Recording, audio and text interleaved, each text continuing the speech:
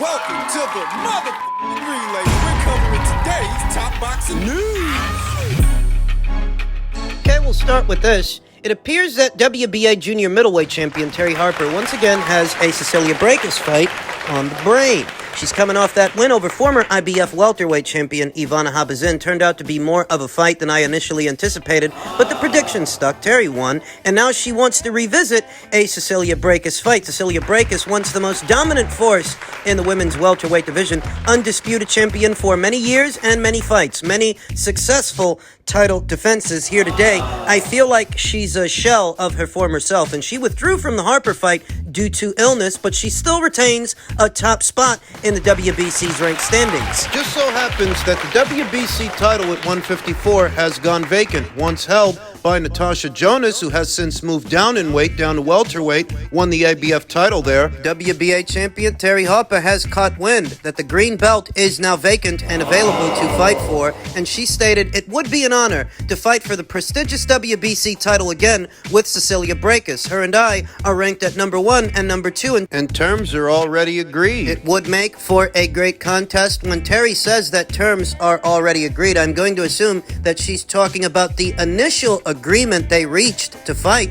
when they were supposed to fight, but I don't know if the situation has changed. I don't know if this is still a fight that Cecilia Brækhus is receptive to. A part of me feels that she might have got cold feet. You know, Cecilia, she was once a very dominant fighter, and she's not that fighter anymore. She's a shell of her former self. In truth, had she gone through with the fight with Terri, I think Terri would have really hurt her. I do. Here and now, I'm left wondering if this is a fight that Cecilia still wants, a fight that she is still receptive to. I mean, she hasn't officially retired, right? Right. An opportunity for Cecilia to become a two-division champion, an opportunity for Terri to become a unified champion, as she is already a two-division champion, having held the WBC title at 130 and currently holding the WBA title at 154. The WBC title for her would be an addition. Be a unified champion. World Boxing Council does things a little differently when it comes to the ladies. They actually rank champions, reigning champions, in their ranked standings. And at number 1, you see WBA champion Terri Harper and former champion Cecilia Brækhus ranked right behind her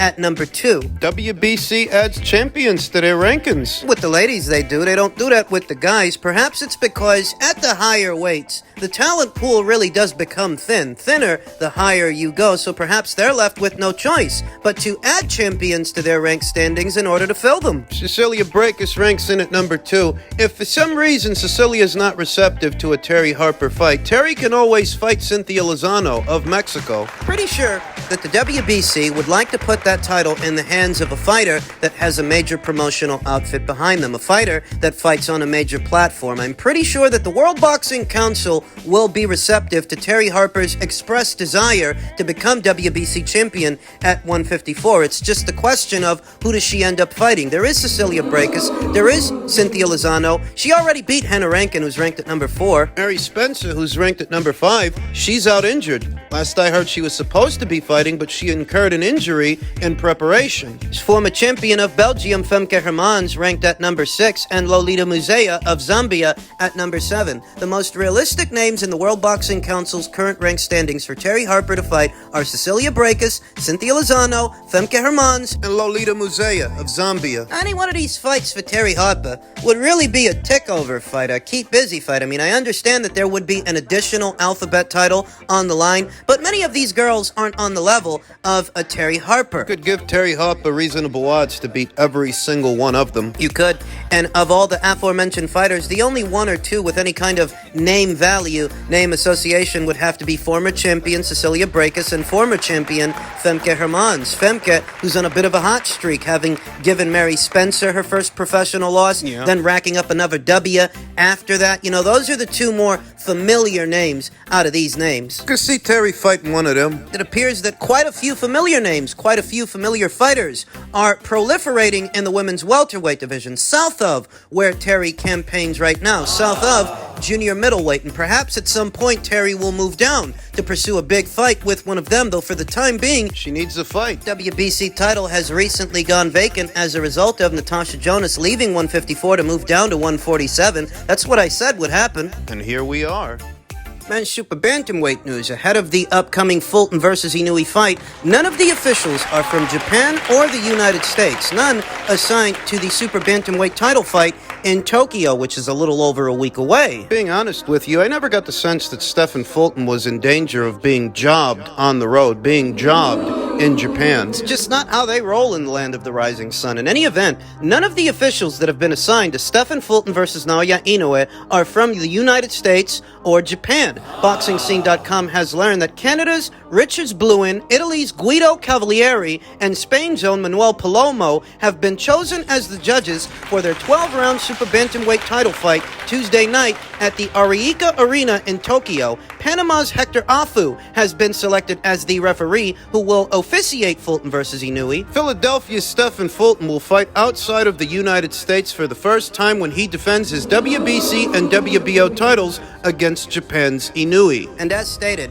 upon this fight's announcement, I never felt that Stephen Fulton was in danger of being robbed, being jobbed on the cards in the land of the rising sun. I mean, you seldom ever hear about controversial outcomes. They're straight shooters over there. Very honorable people over there in Japan, but moreover, a very stringent boxing commission. They don't even let you display tattoos over there. They literally have the fighters cover up their tattoos during the fights. The only controversial outcome that I can recall coming out of Japan the last couple of years, and this was several years ago, was the outcome of the first Murata versus Hassan Endom fight. And that controversial outcome, it didn't favor the hometown fighter, the hometown hero. It favored the away fighter. For whatever reason, the judges scored Murata versus Endom in favor of Endom, which left a lot of people scratching their heads. Ryota Murata, a very big star coming out of the Olympics and into the pro game in the land of the rising sun.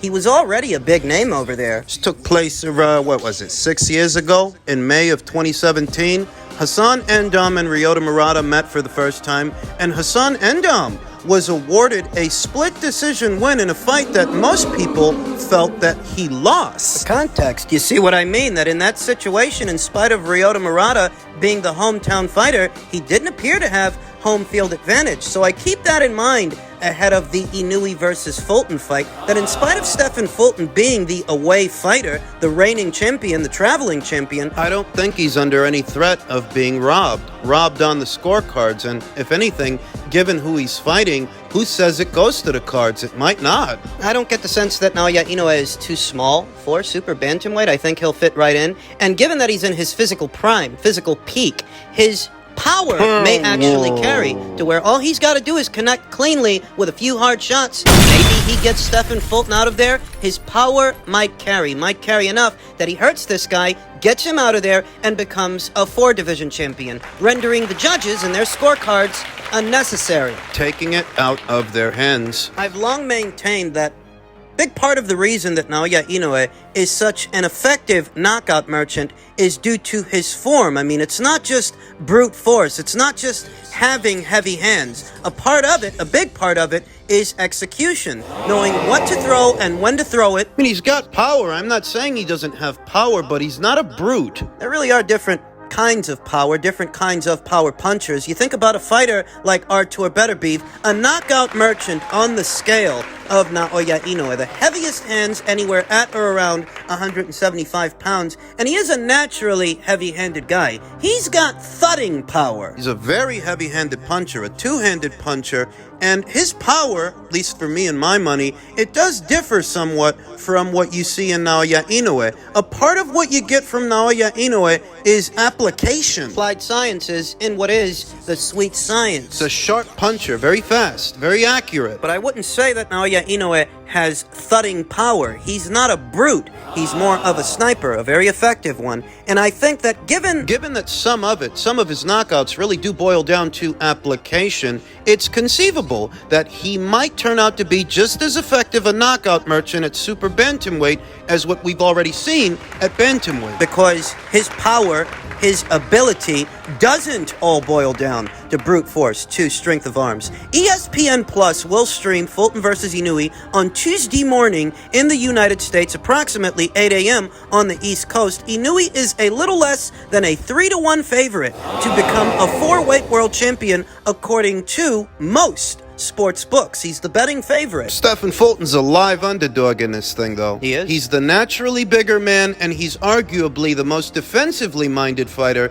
Inoue will have ever fought. It's a unique combination for Naoya Inoue. A naturally bigger guy who's more defensively minded than anyone he's fought so far. Makes for a great fight, and we'll talk more about it as the fight date approaches. It's right around the corner.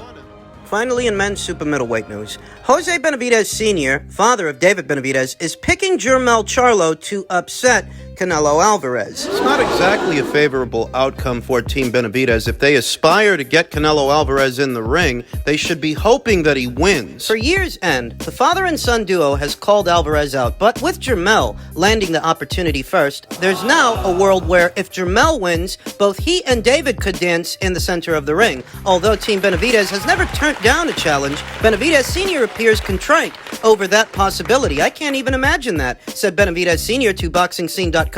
David is too big, too young for him. That wouldn't even be fair. Jermell, a career 154-pounder, has now become a pertinent figure in the super middleweight division thanks to his movement, dogged mentality, and picture-perfect punch placement. Benavidez Sr. is taking the smaller Charlo to score the upset. If he does, that doesn't favor Team Benavidez. You have to think about it.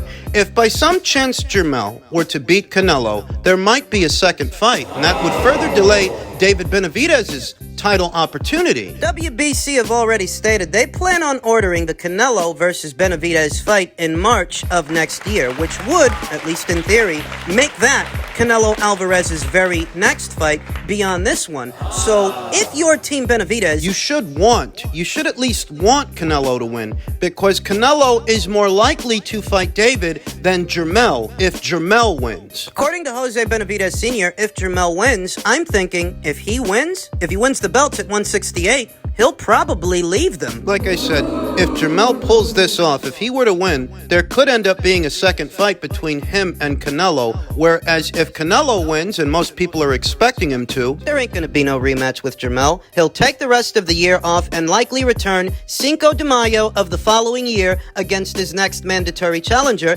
David Benavidez, because, according to the WBC, they plan on ordering that fight in March. And Canelo versus Benavidez on Cinco de Mayo is a far bigger spectacle, a far bigger fight than anything involving Jermell Charlo. Team Benavidez should be hoping that Canelo wins. As far as Team Benavidez and what they're up to now, at least according to Oscar De La Hoya, they're in talks, preliminary talks, for a Jaime Munguia fight. We know that this is a conversation that has gained some traction the last couple of weeks as a result of David blowing off the idea of a Morrell fight in the fall and being more receptive to a Munguia fight. Benavidez versus Munguia commercially is a much bigger fight than Benavidez versus Morrell. But I feel like it's a much more difficult fight to make. It's a harder fight to make because Jaime Munguia's got two promoters behind him. Zenfer Promotions across the border and Golden Boy Promotions on this side of it. Fights on the zone. David Benavidez fights under the PBC banner over there on the Showtime side of things. So how does it work out? Whose platform ends up broadcasting the fight? Who's at the helm of promotion? Those are relevant questions. I'm not against the fight, but those are relevant questions that need answers. As stated, if they can do the fight, if they can get that fight over the line commercially, that's actually a very big fight. You know, individually, Jaime and David Benavidez, they're not all that well known, but if you put them together in the same ring, that makes for quite the spectacle. If they can deliver. Myself, I'm not optimistic. In any event, Team Benavidez seem to be of the opinion that Jermell will upset the apple cart for Canelo. Can he? Of the opinion that Jermell Charlo's plan of action for Canelo will be something akin to his plan of action for Brian Castaño in the second Brian Castaño fight, as both he and Canelo Alvarez have similar physical dimensions, even if they're very different fighters. I feel like Jermell, he's going to use the ring, move lateral, use his jab to keep Canelo out, try to set traps, walk him into big punches, big shots. The caveat is, Jermell hasn't fought in a while. He's going to have ring rust. And he'll be carrying more weight, much more weight than he normally does. So between the time off, the ring rust that he may have collected, and the amount of weight he'll be carrying into the fight. Yeah, maybe he starts off all right, but fades in the middle. Not dissimilar from what we saw in the recent Josh Taylor versus Teofimo Lopez fight. Josh Taylor, he was off for a while, over a year. He got off to a decent start in his last fight, but he faded down the stretch. That could happen to Jermell. It could happen to him the same way it happened to Josh, to where he gets off to a decent start, but starts to fade because he's carrying more weight than he normally does, and because he hasn't had to box under the hot lights in a long while. You say that, well, Jermell's best weapon is his height, length, and mobility, his agility, and you say that Canelo, he's actually got slow feet, but do remember, There's no such thing as a free lunch. if your plan of action is to use the ring, move lateral, keep this guy out, that means you're planning on a 12-round fight. You plan on going the distance. Can you do that while this guy's walking you down, keeping you under pressure, making you move, making you work? After over a year of inactivity, can you do that for 12 rounds with one of the best fighters in the sport? There's a lot of talk of slippage when it comes to Canelo Alvarez. That while he's only 33 years old, he's a hard 33 years old. An old 33 years old. Lots of miles on the odometer, over 60 professional bouts, having boxed since age 15 as a professional. That there may be some slippage on the Canelo Alvarez side of things, and maybe that's true. Yeah. Maybe it is. But 75% of Canelo Alvarez might still be better than 100% of Jermell Charlo, not dissimilar from what we saw in the Pacquiao versus Thurman fight. It's very obvious that Keith Thurman didn't face a prime Manny Pacquiao. He wasn't in there with the same Manny Pacquiao that battered Antonio Margarito years before, but the version of Pacquiao that he fought, while not in his prime, was still the better man on the night. Because overall, he was a better caliber of fighter, in spite of not being in his prime, in spite of Keith Thurman